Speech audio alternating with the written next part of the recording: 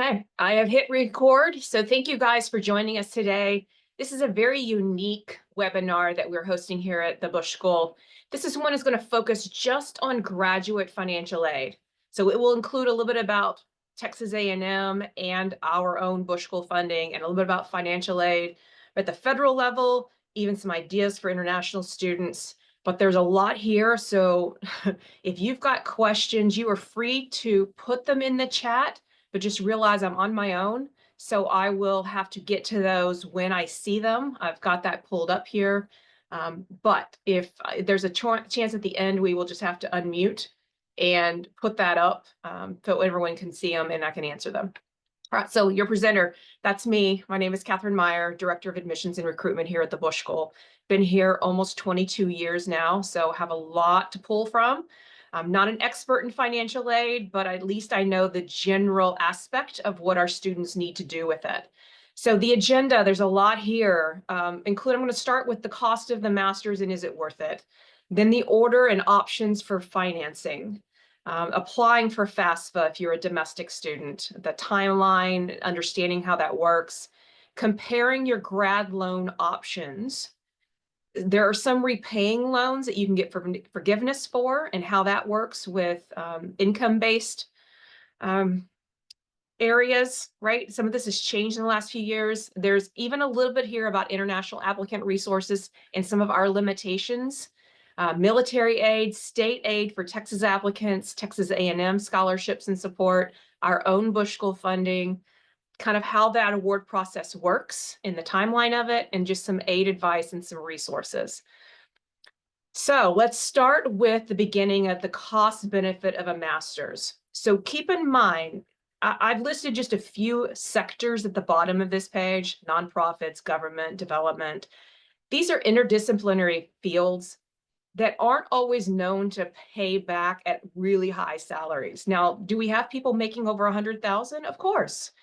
You can have a great career path in these sectors, in these fields, and additionally one that has a lot of that personal payback of I'm doing something good for society. But you also have to keep in mind when it comes down to affording your master's degree, what makes sense? What is a starting salary for a career path I'm looking for? What is that debt repayment going to look like if I take out this much money? Is that a huge part of my future salary and just income? The location you're going to be in is going to make a difference. The benefits package that somebody may give you, the trajectory for that career path. And do you think you might shift into other fields? Sometimes going from the private sector to the public sector can make a difference in price tag. So the one thing that does stay consistent is by looking at the federal pay scale at the federal level, right? That general scale. The bachelor's versus a master's, we just used DC as a starting point, but a GS1, if you come in with a bachelor's, you're making almost $56,000 just at step one, G7. But if you go in and earn a master's degree in 2 years, then for the rest of your working federal career, you're going to be making almost $12,000 more because a master's degree entry level at a GS9 step one is 68,405 right now. So that ends up making quite a bit of difference over the lifetime of your master's degree. So yes, it's going to cost you some. There's very few full rides out there. You're lucky if you can get one. But keep in mind the cost of this needs to be cost effective for you. Now, the cost of a graduate education, the tuition, and this doesn't always include the fees too. You got to pay attention to what fees are coming in this. Those can range between $10,000 to $50,000 per year. A lot of the private schools, particularly those in Washington, D.C. area that we work with, they can be quite expensive. And that doesn't include sometimes the fees, the housing, the books, the food, the cost of relocation, the travel, the car rental you're doing. All of those play a role. So you have to know what kind of commitment you're ready for and where's that line as to what I'm willing to take on. Put the work in, spend as much time that finding some additional scholarships, ask the questions if there are fee waivers, if there's non-resident tuition waivers, just have that consistency because every time you can get a bit of a price break, that's just less you have to fund and pay back. So spend some time looking for aid, asking the questions about aid, just as much time as you put into putting that application together. I did find a piece of data as of 2023, most students are paying somewhere between $54,000 and $73,000 a year for a master's degree. So just keep in mind those expenses. So how much debt are you willing to take on? Develop a financial plan, know what kind of different financial streams of money you have, if any, right? Most students don't find just this great windfall of money that pays for everything. You're lucky if you do. Piece together a number of different scholarships or waivers, or maybe a loan that goes with a part-time job. Piecing all that together does make a difference. And your general rule of thumb is don't take out more loans than a starting salary in that career field. That just becomes a huge hurdle of debt you're digging out for the rest of your career. Now, the graduate aid, just to know, this is packaged differently than undergraduate aid. Many of you might have had to do FAFSA, if you're a domestic student, with your parents in undergrad, because you are being considered with what kind of money they make. They're part of that donating into your cost of living there. So regardless of your income and assets as a graduate student, you are independent of your parents. There's very, very few cases where that would end up being part of it. So keep in mind, you're separate. You're really destitute for most of you, right? You haven't been working for very long. You don't have a steady stream of income that pays a lot. So the federal government is going to provide you aid, but you will have to supply and submit this FAFSA report. The 22-23 average full-time graduate student received over $28,000 in federal aid. Doesn't mean you have to take it. It just means it's available if you need some part of that as being one of your streams, right, of income. So I already put this alert. You are independent, so you're going to be tagged for higher financial needs. So make sure you follow that rule of thumb and get it submitted just in case. Now, funding at the grad level many times is at the program level. So that's going to be through your college, your department. Many of those awards are merit-based. That's what we do here at the Bush School. Those academic factors do matter. The GPA, the college you went to, the kind of courses you took, maybe the GRE if you are deciding to take it. It is optional, but several people do take it, especially if they're good test takers or they're trying to make up for maybe a lower GPA. So all those factors go into that consideration. And then there's non-academic factors that can help too. And those are experiences, perceived contribution to the program, your involvement, your leadership, things that you need to talk about in your personal statement, showcase on your resume, so that the faculty, as they're evaluating these files, what makes you stand out and maybe get a higher level funding than the next guy. The order of financing is free money. You always want to get free money first. That's scholarships and fellowships that don't require you to work for it. It's just money that you've earned by merit or by need. There's grants. There's those waivers I talked about earlier. There's earned money, like, for instance, federal work study. Some people can still do that. Graduate assistantships. Many programs have first and second year GA positions that you can work, or even working as an RA with a residence assistance on campus. So all those are the first two, free money and earned money. Now, those merit-based awards, the source of those, usually, as I said, are the university, the school, the college. Those are just giving you money in the form of scholarships and fellowships. There's also things that some schools call tuition remission. For instance, we give what is called a non-resident tuition waiver for those that are outside from the state of Texas. So our international students, our students not from Texas, they will receive as part of their award that non-resident tuition waiver along with their scholarship, something they don't have to pay back. Some others do some payments, not as familiar with those because we don't work on that. And then those GA positions, you are now working for that. We have GA positions available in year 2. Not only do students work those 20 hours, but they also get a little bit of some tuition where 9 hours of their tuition is paid for. They'll have to pay fees. They have to pay for that 4th class, but there is a little bit of help in that. The third source is that borrowed money. That's where the FAFSA, the federal and the private loans kick in. Another difference is grad students are not going to receive subsidized loans like you may have an undergrad. The government isn't paying that interest for you that kicks in when you graduate, right? Here, you're paying interest in the entire time you're in college.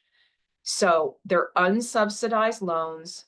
And then private works the same way, only many times they're higher rates and there are fewer protections. So for instance, I'll talk later on about public service loan forgiveness. If you're in certain fields, you don't get that kind of forgiveness if you have a private loan. So there are some benefits of a federal loan. The federal loans, for those that are from the US, the Department of Education is the source of that.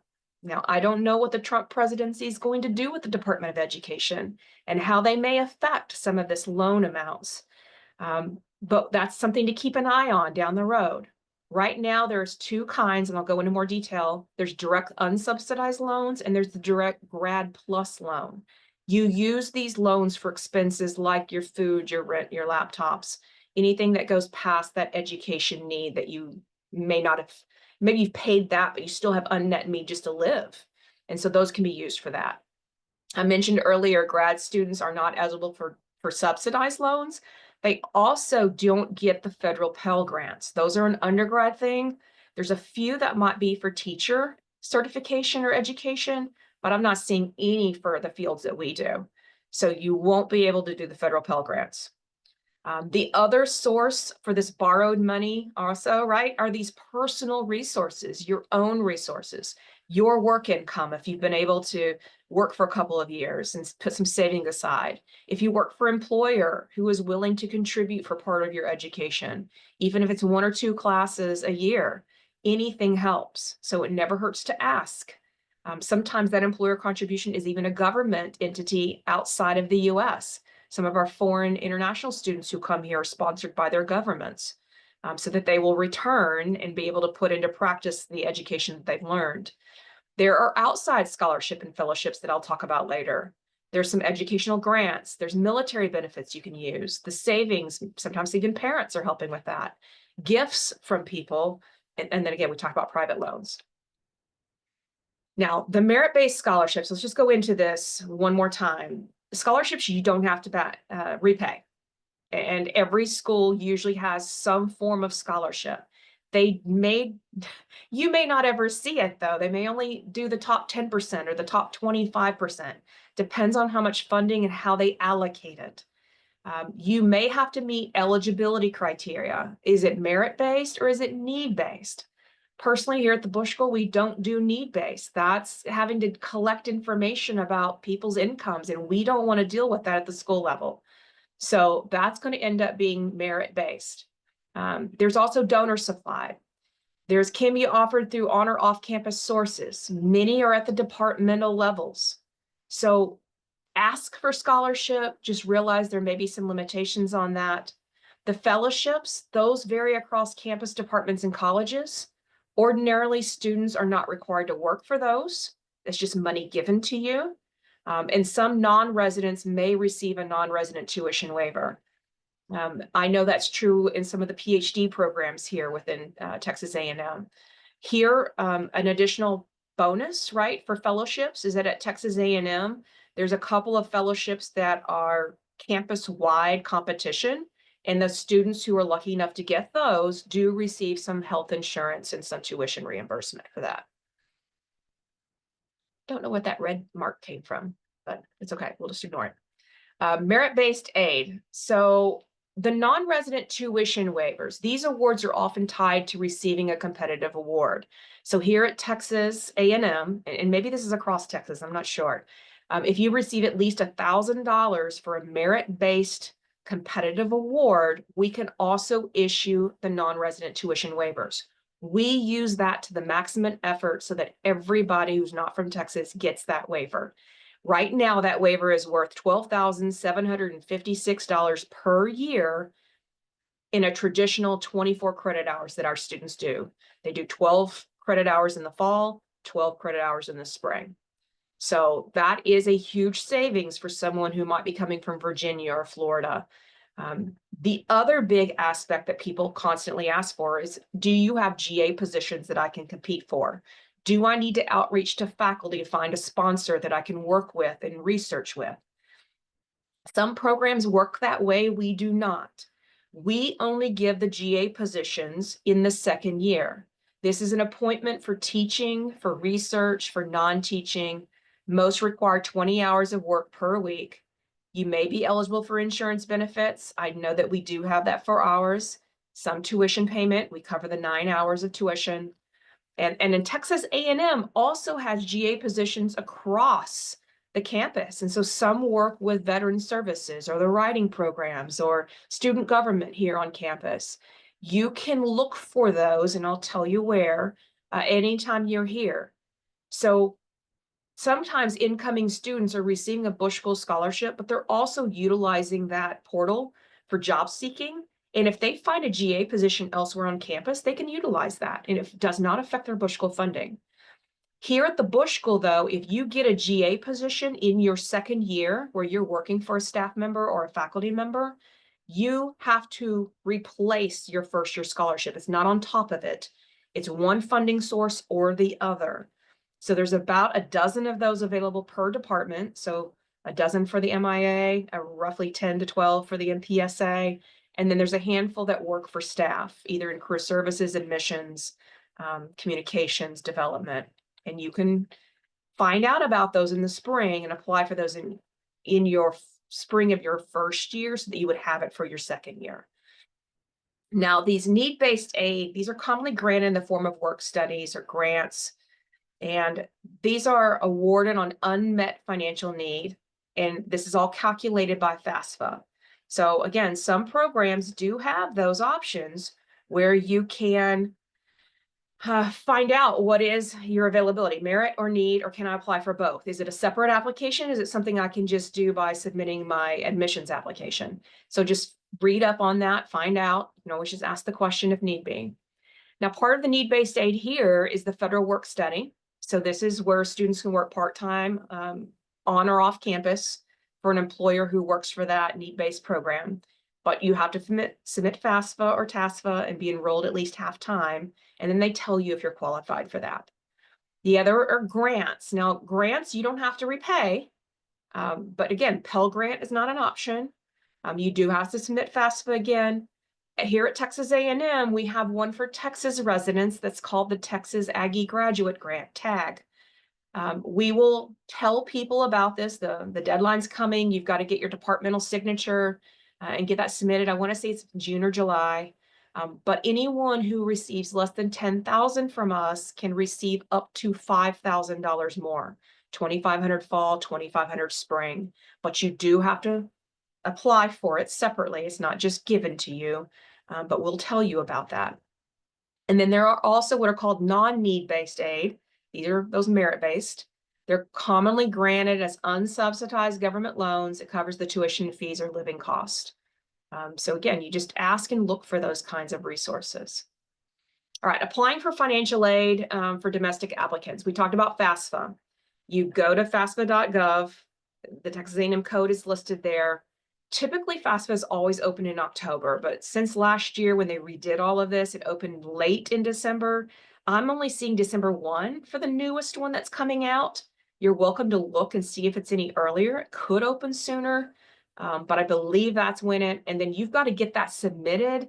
I would say no later than mid-March, because that's usually when you're starting to receive those offers from the school and you start comparing and knowing what kind of receipt you're getting of free money and what you can take out for loans.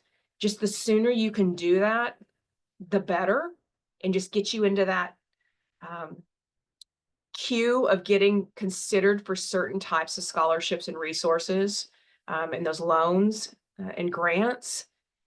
Texas, you have to usually do it, submits FAFSA no later than April 15th, but the federal deadline is June 30th. So just work within that. And just remember, you don't have to work on your parents' information. It's all just on you. So it's a pretty simplified process.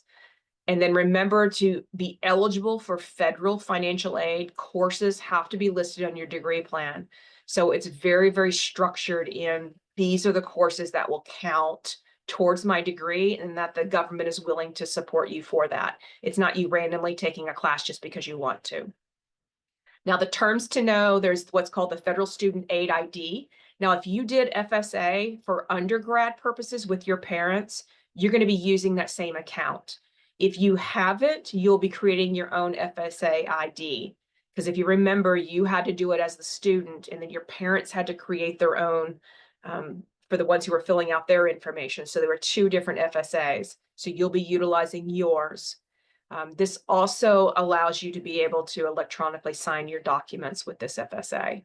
Now, the Student Aid Report, the SAR report, this is a recap of the FAFSA that you submitted. You will receive it electronically, and then schools can then begin corresponding to you about your aid eligibility. So again, the sooner you can get that in and let that just kind of be there for a resource for your school, the better.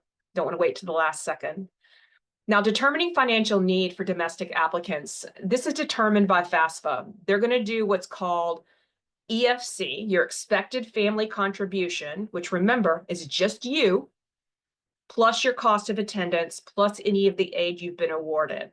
So for this expected family contribution, this is income, investments, household side, dependent info. For many grad students, it's just themselves. They may or may not have some income to report, depending on how much support they had from their parents.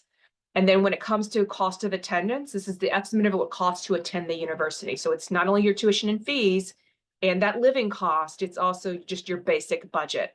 I've listed here as direct and indirect. So what did the university charging you? And then what are those averages of housing, meals, books, transportation? All of those go into that calculation. So they're going to take your cost of attendance minus your expected family contribution. So your contribution, that's your financial need. So students are not allowed to receive aid in excess of this need. So the cost of attendance minus, you've got to report any scholarships that you've received. You have to report any military benefits you're using, any waivers you're receiving, like that non-resident. That's your eligibility for what the government can supply you. And remember, they can always give you more money than you need to take out. You can take out $5,000, not the $25,000 they said you could do. So just to make sure, ultimately, when you're comparing costs of programs, ensure you're doing the total cost of it, not just the total financial aid that they gave you, but what do I still have left? It sounds great to get a $40,000 scholarship from a university, but if their costs are $68,000, you have a big hunk still to come out, and maybe a school that's not as expensive, your money will go further. Now, for federal aid, borrowed money you have to repay. Usually it kicks in after you've graduated and leave the university. There are competitive financial interest rates out there. I don't see that they're quite as good on some, but with FAFSA, you can qualify for direct, unsubsidized, and direct plus loans, which the next slide will cover in more detail. And all that means is that you're just accruing interest while you're in school. Now, there is a National Consumer Law Center that provides information about repayment options, how to get out of debt, how to deal with collection agencies. I find this website very, very helpful, studentloanborrowerassistance.org. It's got some great information there. All right, now the two kinds of loans if you're a domestic student. The unsubsidized loan, again, you have to do FAFSA for both of these. This is not need-based. This is just them saying, look, you got unmet need and we can provide you money. Your annual borrowing limit is only $20,500. That's the most you can do. Now, for some that are in PhD programs and it takes extensive years, that max borrowing limit is $138,500. I hope no one ever has to hit a limit like that. That's an incredible amount of debt you're trying to repay. At an interest rate of last year, it was at 7%. Now the origination fee is 1%. I don't even know what all this means, but you have to be enrolled at least half time in order to qualify for it. And then repayments begin 6 months after graduation, or if you ever drop at halftime. So that's one that's popular, unsubsidized loan. The direct grad plus loan, it has a higher fixed interest rate at 8%. But I will say this one is credit based. So if you've got bad credit, you're not going to qualify for this one. The borrowing limit that is scary is this one doesn't have a borrowing limit. It's to the up, well, it does. It's up to the cost of attendance. You can't just willy-nilly just take all you want, but it is up to the cost of attendance. The max borrowing limit is none. You never max out. You could borrow on this for years and years and years if you're extending out your education. But again, the origination fee is much more expensive. It's 4% compared to the 1%. You still must enroll at least half time, and repayments begin immediately. There's no 6-month kind of biding your time looking for a job, right? It's right then, or if you drop to half time. So normally most people go with that direct unsubsidized before the Grad Plus.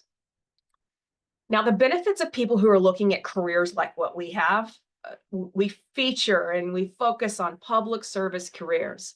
There is a program out there that's called the Public Service Loan Forgiveness. Now, a lot of this was worked on in the Biden administration, where they were trying to help make this a lot easier on people, because it was so restrictive that people who thought they were qualified and had gotten their paperwork in, well, it was the wrong paperwork. And so that year of credit didn't count, and people were getting incredibly frustrated with this program. So the benefit of this is that they've streamlined it again. So this is forgiveness on any balance on your direct loans if you've made equivalent to 120 qualifying payments. So again, you're paying on this for many, many years. You have to be working full-time for a qualified employer. And those employers can be public service, full-time work, with maybe a nonprofit, with an education, right? Even with the universities. It can be with a military, it can be with a public school, college employment, national, international services, like if you're full-time with AmeriCorps or Peace Corps. There's a whole lot of these that are listed. You can go to their website, but you must submit that employment certification form to qualify, and then regularly make payments. And then at a certain point, they can forgive those loans. Now, the check on the federal aid for income-based repayments, this just lets you know that there's an option that if you're not making as much money and your percentage of payment is too high, this caps the monthly direct and guaranteed student loan payments based on your income and your family size. So this way, your payments are never more than 10% of your discretionary income. So it really is able to knock down somebody who, is supposed to pay $150, and maybe now it's only $20 or $30 based on their family and their income. So this can be forgive remaining debt after 20 to 25 years of qualifying payments. Again, I think some of this was expanded under the Biden administration. Who knows where it's headed now? But just keep an eye on it. Keep an eye on these websites. They'll update you. It's up to you to access these programs, and you have to keep up with your eligibility and the payments and making sure your employer is the right qualifying. All right, I'm going to shift gears just a little bit. I got a couple of slides here. We often have international students who are coming in and they don't qualify for FAFSA. None of this works for them. In this case, keep in mind, you guys can still get graduate assistantships or fellowships. Depends on the university as to what they offer. And I've said before, we only offer graduate assistantships in the second year, which means you're completely on your own in the first year with either our scholarship or you finding your own outside resources. I get frustrated when people ask me about these full rides, and I say, no, what I give you with this scholarship is all I've got. And let's say they get a $15,000 scholarship, and that's really one of our higher ones. And it can get them at a decent cost, but they still are on the hook for all the living costs, which is $24,000, probably still a little bit, maybe the tuition and fees, because some of that health fees makes that over. So even if they still have $5,000 even more than what that $15,000 covered, you have to have some funding of your own. And it's not going to come up over the summer asking me, do you have a GA? I don't. I still don't. So just realize you're going to have to work early and look at some of these options to see what else could help you, right? So those GAs and those assistantships and the fellowships, those are working for that You have to reach out to your department and see if those are available. We don't have them till year 2. Unless you can find them through the Jobs for Aggies link that I'll give you later. But again, those don't come up until the summer, and you're not going to know if you can qualify for one. And they're hard to get because we've got nearly 18,000 graduate students on this campus, all looking for the same things, all working to TA and research with faculty. So it's hard to find those outside of your own department. All right, now scholarships and non-resident waivers we do offer here at the school. So comparison shop, find out what's offered. Most schools do not have full rides. You're lucky if you can get one, but check out free scholarship websites maintained by certain organizations. There's Education USA, there's IIE. They have some help with like Fulbright student programs. We have some of the ones that we get are Fulbright sponsored students. We provide even a little bit of scholarship money for them to help them get here, but they have outside resources to help pay for their living costs and so forth. So check with your own government or related organizations for sponsored opportunities. They may have requirements to return home afterwards, which some students don't want to do, but that's the reality of it. Or unless you're going to have to look at a PhD program, because PhD programs often do find funding. I just don't work with them here at the Bush School. I work with the master's levels. So those are a couple of ideas. I've even read about people who are trying to start a crowdfunding account. It's a saturated market, but if you've got a good story, sometimes places like GoFundMe and others can help with some donations, and every little bit you get can help towards that cost. Ask about personal resources and family funds.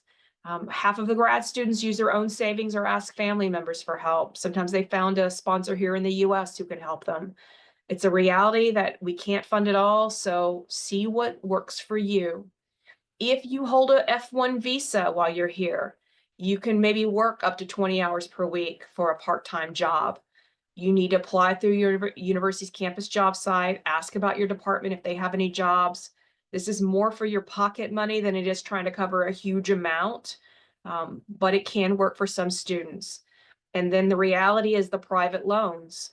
You may have to find somebody out there as a bank in your country who will loan money to you. The problem is many lenders require the student borrows to give a cosigner, and who is a US citizen or a permanent resident who agrees to pay the debt if you do not. And it's hard to find that kind of cosigner. So a lot of times you have to do that through your own country resources. Now, Texas A&M for international student services, we do have some resources. It's limited financial. And again, there's a lot of students here competing for them, but it lists the costs, the financial documents. It kind of gives you a step-by-step guideline of how to apply for aid here within the US for our scholarships. And then there's what's called the Texas A&M Scholarships and Financial Aid. And this is the one all of us work with, even domestic students, that they give instructions to complete a need-based supplemental grant for ISFA, right? The International Student Financial Aid application. Now, with that one, you can be awarded a scholarship, but they're only available for year 2, not for incoming students. So you might be able to get up to $2,000 to $4,000 in your second year if you submit that form. And again, you'd find out more about that while you were here. So ultimately, for the international students, there's just not enough funding to go around. We do not have full rides for international students. We barely have them for domestic students. I think we have 1 or 2. That's it. So almost all of our students are trying to borrow money and find free money. So students will qualify for Bush School scholarships and the non-resident tuition waivers. But again, students have to have funding on their own. And remember, our living costs are $24,000, and most of our funding doesn't even touch that. So you understand that when you're here in the US and you already know what to expect. But people coming from international countries, $24,000 is a huge amount, and we get that and we understand that. So we'll help all we can with trying to get people maybe sharing apartments and keeping costs down, because grad students love to do that. But there just are some limitations. All right, just a quick slide for those that have aid benefits. So military members and their families, we can do post 9/11 GI Bill, Montgomery GI Bill, Hazelwood, dependents education assistance, selected service. There's a lot there. I send people to the Texas A&M Veterans Services Support Center. Their information is found right here, but you can also just Google and just put that in the internet and it'll come up Texas A&M Veteran Services and you can go in and look. They are run through Aggie One Stop, just like everything financial aid here is at Texas A&M. It's just one-stop shop to get help, but the Veteran Services can help you with that. If you are a state resident coming from Texas, and maybe you're a non-citizen, a Texas resident, but not a citizen, you can submit what is called TASFA, Texas Application for State Financial Aid. This application is available by October 1st of the year. So right now it's open. And then we encourage students to submit it, much like the FAFSA, get it in by mid-March, right as you're trying to get those offers and consider it. I mentioned TAG earlier. This is for those that are from Texas. You can submit this separate application through the financial aid office. That application opens in late April or early May. It's based on financial need from FAFSA. You have to be enrolled at least half-time. You have to have submitted FAFSA, and you could not have received a scholarship more than $10,000 from us. So if you're at 5,000 or 3,000 or 7,000, you can submit this. But you do have to get your department's signature in order to get it. And then, as I mentioned earlier, full-time students can get up to 2,500 a max per year. So 2,500 fall, 2,500 spring. There are Texas A&M scholarships and support through the graduate and professional scholarships. You just have to look for them. I don't know how many students earn any of these. Employment, we are very fortunate. We have a website called Jobs for Aggies. So every GA position, every student worker position here on campus, sometimes outside entities even put their jobs here. So once you're here and enrolled with us, you can start looking for Jobs for Aggies on that website and apply for multiple jobs. And there's a search function to find administrative versus such and such, and you can search through that. And another thing, to check your financial aid status, to get the forms, to check your courses for financial aid eligibility and all of that, I don't handle any of that. I work with admissions. You will have to log into what is called your Howdy portal, which you will be familiar with as you apply. Then you're going to click on a part of it called My Finances. And that is where your information lives for you to be able to get to at any time. Now, if there's questions about financial aid, I'm not the right person. That needs to go to scholarships and financial aid here at Texas A&M. They've got an email address. They've got their phone right here. And then you can also visit Financial Wellness Resources to learn just some money management, eating on a budget. They've got some resources here. Now, if you've heard our other slides, this is very similar. I'm not going to spend a lot of time on it, but Bush School funding, we do provide financial awards for full-time MPSA, MIA, and the combined MIA degrees. There's no scholarships for those that come into our one-year MIP, Master of International Policy. But 100% of our students who are full-time, which means they have to be at least 9 credit hours, so 3 classes.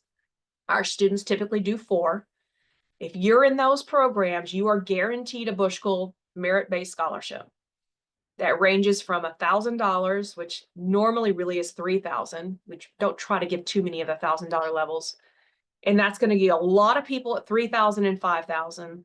And then it's going to start being fewer and fewer as we go up that tree here. So fewer at $7,000, $10,000, $15,000. Our top award is now at $20,000.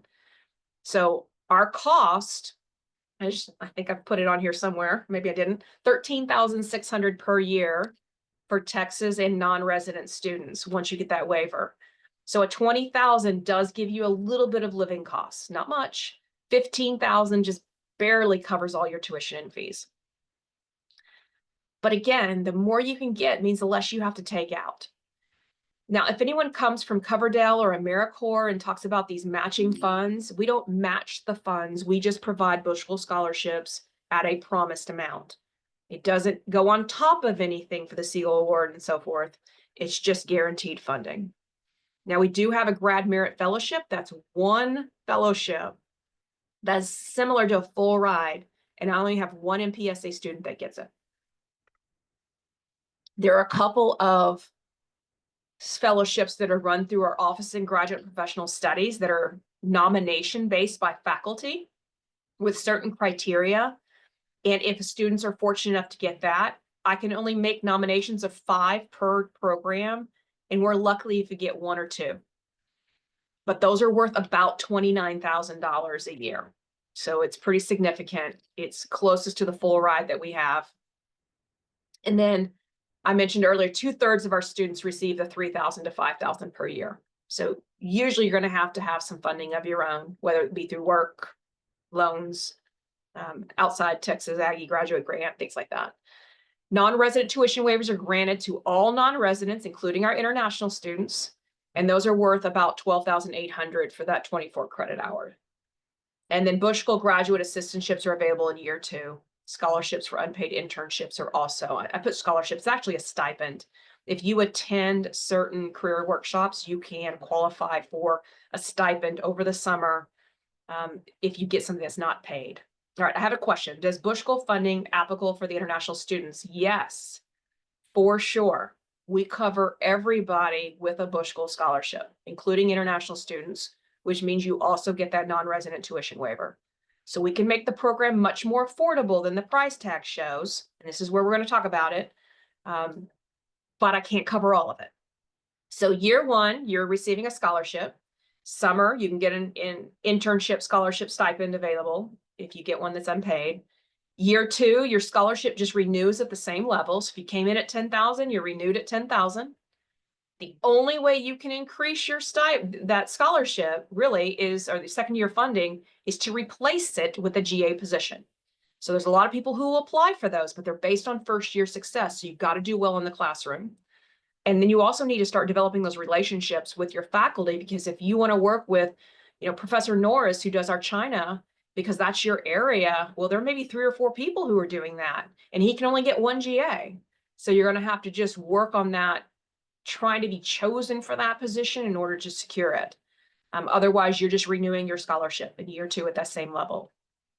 So I put this as a nice screenshot here. Texas residents, our cost is just under $13,600. Non-residents, yours is a lot higher. It's $26,330, but you never see that cost. International students, it's over $30,000. Again, you don't see that price tag. I mean, you see it over the summer, but eventually goes down. We're giving you a scholarship. Now, I'm just using an average $5,000 award. So that money then comes down. And remember, that non-resident tuition waiver was applied. I didn't list it here, but it's applied. So that blue line of $8,600 is what you need to cover with loans. Remember we talked about earlier where you could qualify for up to $28,000? You don't have to come close to that if you have like work or a little bit of some savings to help with that. You may, if you have nothing and your cost of living is $22,000, but we can keep this program affordable. International students, you're still going to have to cover that $12,000, over $12,000, nearly $13,000 on your own funding, because I don't have anything else to give you. Now that may have gone way down if you got a $10,000, $15,000, or $20,000 scholarship, but if you've only got 3 or 5, it's a little bit more, right? You're going to have to come up with some help. And the cost of living right now is being estimated to between $22,000 to $24,000 a year. That's what A&M puts out. I don't know that our students are actually paying quite that much, because a lot of them do share townhomes and other living facilities. And so they may not be paying rent at the cost that A&M is putting out to make that amount. Just a quick note, if someone is doing the MIP, that's the 1-year program, there are no scholarships for that program. So the price tag you're going to see here is what you pay. So if someone coming into the 1-year MIP, it is nearly $17,000 for that 1 year. If you're a non-resident, it's nearly $33,000. If you're an international student, it's $38,000. But remember, it's 1 year. So sometimes people just bite the bullet, pay that cost, and then they're in and out and working again. So it may not be quite as drastic. All right, I'm on the downward slope here. So the release of funding at A&M, just so that you know, when we go through all of this with you in January, when we're going through the application, February, we do our interviews with you, we're then going to tell you in March what your funding is. And then if you accept our offer, those financial awards go to your account that you've created. So Texas A&M Scholarships Financial Aid Office, is going to apply any of that funding to your billing statement. Now, remember, it's not going to be there early, so don't panic. It's no sooner than 10 days before the first class day each semester. So we don't start classes until August 20 something. And you look at your bill and have a panic attack in June because nothing's been applied yet. No scholarship, no waiver. And you're like, no, my God, you told me I was going to get this money. You will. It just doesn't apply until 10 days before classes. Because basically they're not going to put all this money that can be collecting interest somewhere into people's accounts until the last minute. So fellowships have varied disbursements. Check with your sponsor, see when all that happens. But for the most people in August, everything rectifies. And if there's problems, that's when we deal with the one-on-one issues to help people if something's not up what it's supposed to be. Direct deposit is required here. So any funding you receive in excess of your account balance at A&M is going to be refunded to you into a direct deposit at a bank. Assistantships are work related, so they're processed through payroll. It's a little different, but student business services process all refunds and you sign up for direct deposit under that Howdy account. So some aid advice. You have to apply before you can be considered for merit aid in the admissions process, right? So just asking me for a full ride is not an option. Certainly not someone asking me in the prospect stage when I don't even know what our prospect pool looks like. I can't make that determination of what do you think my odds are? Well, I can tell you the odds are none because I don't have full rides. We have no idea how competitive a pool will be yet. I can tell someone, hey, it looks like you can probably get at least 5,000 just based on my knowledge base. But again, that can change because faculty have say-so in this based on how you did through that application process, your interviews, the evaluation of your file. So research online about the merit aid process and aid options before you send in a ton of questions. We do a really good job of listing all our information about financial aid under the admissions section. You just have to find it under that heading. To receive top-level funding, what's a school looking for? Is there a separate process for merit funding? Does the university have other options? When do you make decisions for funds? How soon after admission? Like somebody might be admitted in October, but you can't tell if you're going to go to that program until they tell you in March if you got any funding. Then it doesn't really help, right? We usually give ours about at the same time. Do they counter offer or reconsider funds if you have extenuating circumstances? So I've been to a number of meetings with our fellow colleagues and they talk about counter offers. That's great if they can do that. I cannot. And I'm very upfront with our students saying, I can't counter offer. Ours is a merit-based award, not market value. So if another school has given you more money, I can't match that just to do it. Now you're welcome to have that conversation with a faculty member who will then come beg me and I can say, I can't do it, or we can take it to the department head. But usually 99 times out of 100, it's not going to change. So we don't do it. Other schools do. You're welcome to utilize your strengths as best you can to your benefit. I totally get it when someone tells me I've got a better award. I would have loved to come to your school, but I can't turn this offer down. And I said, you're right. You cannot. You got to go there. So just know that you've got to ask the questions and be bold with this. Have your applicant file backups as your aid. Strong application speaks for you. So good grades and experience, write a well-written essay, have a solid interview, do everything in your powers just to be the strongest applicant you can be. Now, you can ask schools if they have application fee waivers. I'm asked all the time. Never hurts to ask me. But I don't have, because I have to pay for every application that supposedly is waived. Texas A&M, I have to pay GradCast for it. So I don't have application fee waivers to offer. The only ones I do are the service organizations that we partner with. So we put that on the website. We're very clear with people. I just don't have that. Apply for financial aid early, either alongside or shortly after you submit your application for your program. Remember, FAFSA typically opens, I think, in December this year, usually in October. Schools often distribute the best aid options first, and first come, first save, until they run out of that funding, right, for work study and things like that. Research and apply for as much free money as you can. Fewer loans, less debt, more free money you have. Definitely report any changes to your financial situation. So if you do get an outside scholarship, make sure that's reported to Texas A&M because it adjusts that EFC. Generally, they're going to eliminate the worst loans first, and then you give you the best options. The interest rates of student loans are lower than that of a credit card. Please do not put student loan stuff on a credit card if you can avoid that. And then realize that aid offer you get may be the best you can do. You can ask for reevaluation, but respect the answer. Many schools can counter offer. It's just, is it merit? Is it market? What are they willing to do?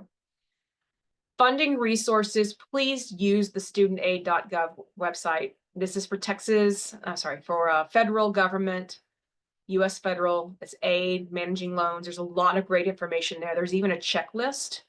Student aid, gov resources, prepare for college checklist, grad school. It's great. And if you have not heard of APSIA yet, Association of Professional Schools of International Affairs, we are a member school of it. One thing that I like is that they do have a scholarship listing on their website. You got a little digging for it. I think now you have to move about halfway down the page to find it. It used to be at the top. But besides listing the top international affairs schools in the world, it also has career info. It has scholarship information. I forgot to change this. I think there are 140 something scholarships now that you can do some research on. Some of them have deadlines about a year ahead. So you got to do your legwork and see if there's any that you can qualify for. I don't know how relevant. I've not used these resources. There are mobile apps out there. I had a former student who used MyScholarly. I've seen FastWeb, scholarships.com are ones that have been recommended. I didn't go through and look to see if all these still exist. How many of them require you to pay? How many of them are free? I'm just telling you that they exist out there. Use your own sensibilities of finding apps that can help you track deadlines and your progress in them and get them things submitted for outside scholarships. Never hurts to look. And then ultimately, when it comes down to it, you've got to understand, what does your financial aid include? Right? Is it federal loan and aid? Is that all they're giving me? There's no scholarship, no free money? Or does it include a GA position that I work and I get some significant funds? Those financial offers awarded by the program may not include offers through financial aid. So for instance, when I tell you hey, great, you've been admitted and you've received a Bush School award of $5,000, and here's the non-resident tuition waiver. I'm not include anything that Texas A&M FAFSA, student financial aid, can give you. I just don't include that. Some schools do, because they rely on that kind of information very regularly because they're not giving scholarships to everybody. So just make sure that what you're looking at includes everything that you're being considered for. Search your university financial aid website for other opportunities. And then just remember, what's your aid package cover? Is it tuition and fees, all of it? Is there any living costs involved? Do you have to work for it? Is it just loans? What kind of loans are there? What's my limitation? And just understand what your boundaries are for that, right? Grad school can be expensive, but it is very rewarding. It does provide people with some great connections, great education, and a way to have an upward trajectory in these fields that really make a difference. So just make sure you can afford it and don't bury yourself in debt, having to get back out of that years and years. So I will say, kind of as a plug, we are highly affordable compared to other programs. Some are right on par with us, and that's great. We need more of those. But please don't get yourself in a huge hole, because there are options. It's just a matter of asking those questions and putting your best foot forward. Okay, now with that, I'm going to go ahead and stop the recording. So thank you guys, and then I'll start taking questions.